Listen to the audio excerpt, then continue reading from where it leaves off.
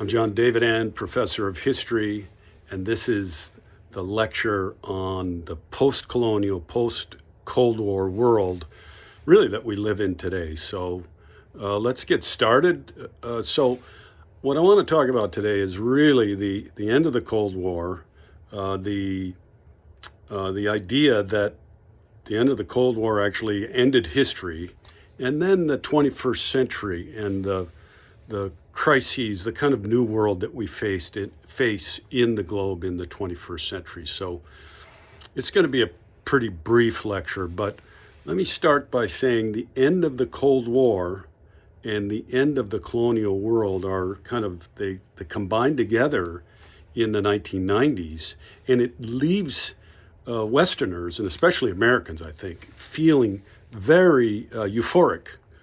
So euphoric, in fact, that scholars maybe abandon their objectivity. And one scholar in particular, Francis Fukuyama, argues that the end of the Cold War and the end of colonialism means the end of history. In other words, the world is not going to change from here on out. It's going to be the same. So there will be no more history to write, no more change to write.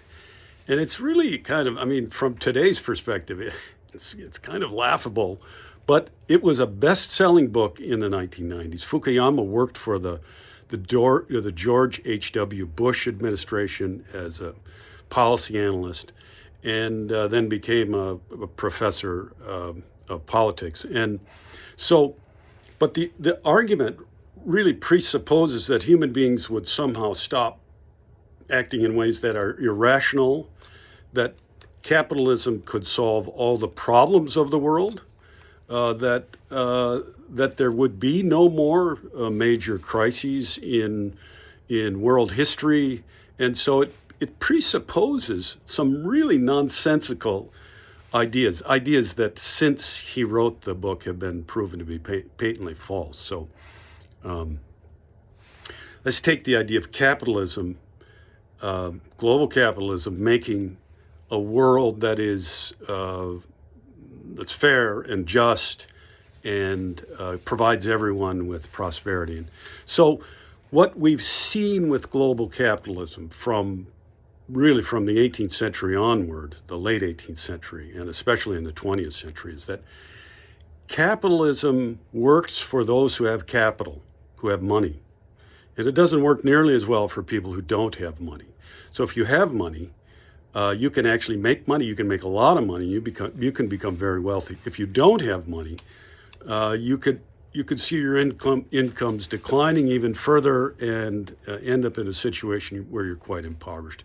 And so this is what happens in the post-Cold War period, is that we move into an economic system where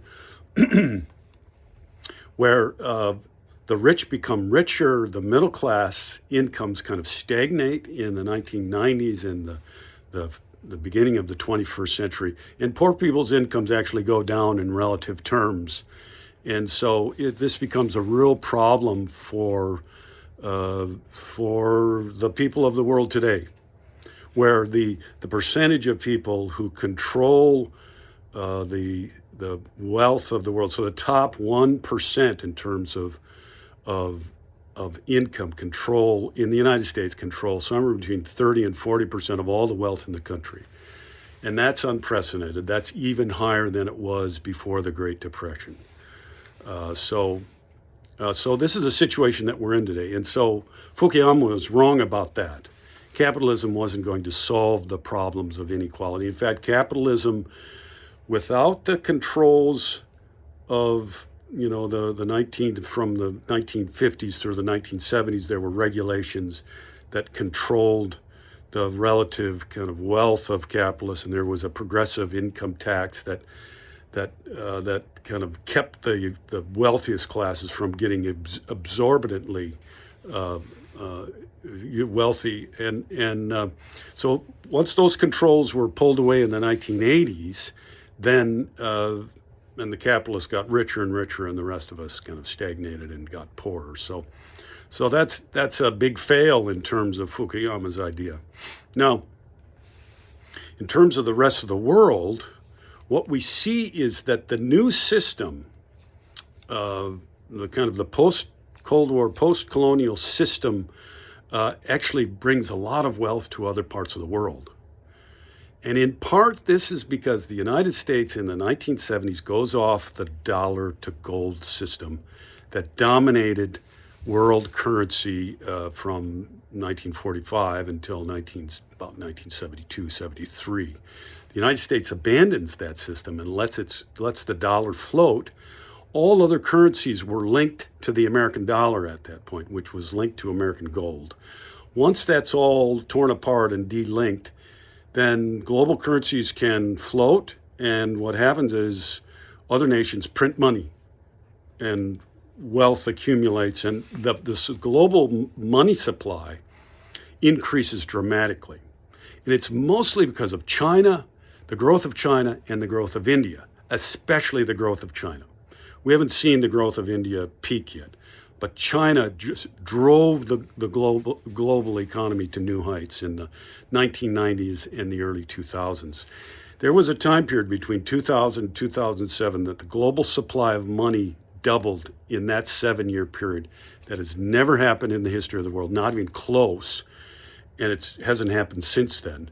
And this was driven by these new Asian economies. So what we're seeing in the 21st century is the accumulation of vast amounts of wealth at the top, but we're also seeing that that Asia is accumulating vast amounts of wealth, and that the economic system is becoming more oriented towards Asia, especially China and India, but also Japan, South Korea, and the Asian tigers, the Southeast Asian countries like Malaysia, Indonesia, even the Philippines, Thailand, Philippines. Those nations have also become very successful economically.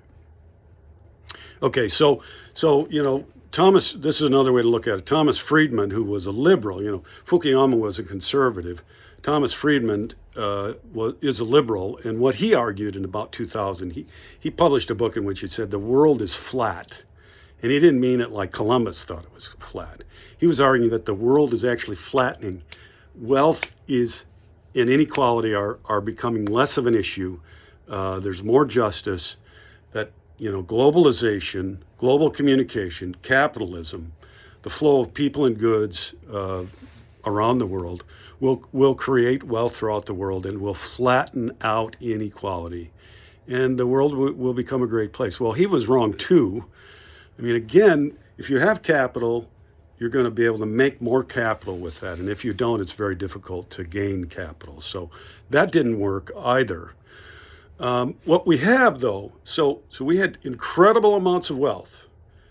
And so when the Great Recession hit in 2007 and 2008, and then the European financial crisis in 2010, then what happened is there was a backlash against globalization, against the freeing of global markets and flows of people around the world, migration around the world. There was the beginnings of a reaction against that. And this in the United States took the form of the Tea Party movement, from which President Donald Trump eventually emerged with tariffs, with anti-immigrant approach. And then in Europe, in 2015, I believe it was, Great Britain voted to leave the European Union because of its free immigration policies. And that was an anti-immigrant movement as well. That was a result of this vast movement of people, migration throughout the world because of globalization. So the politics that were the anti-immigrant, the tariff, anti-trade policies that we're seeing today, they are really a reaction, a kind of historic reaction against this historic process of globalization that really accelerated at the end of the Cold War. And so we're still in that process today. History hasn't ended. And it's not necessarily true that, one trajectory or another is going to succeed. These things move over decades. These trends move over decades, and we don't know exactly where they're headed. And then, of course, there's the other wild card, maybe the biggest wild card of all, which is climate change. which is going to change everything in the next decades, depending upon how humans respond to it. And so there are a lot of unanswered questions. What we do know is Fukuyama was wrong, Thomas Friedman was wrong, and history is alive and well. Okay, take care.